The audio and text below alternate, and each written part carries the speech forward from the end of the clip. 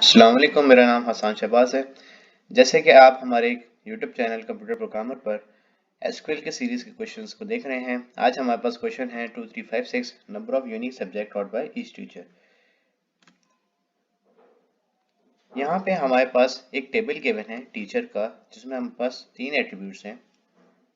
पहला है हमारे पास टीचर आईडी, फिर हमारे पास सब्जेक्ट आईडी और लास्ट में डिपार्टमेंट आईडी।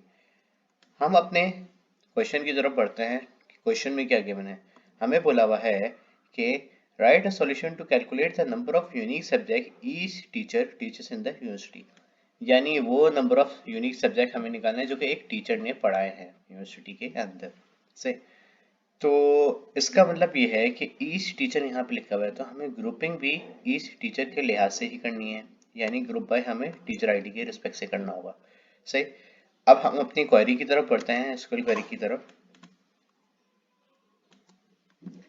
तो यहाँ पे मैंने क्वेरी लिखी है, क्या लिखी है कि सेलेक्ट टीचर आईडी।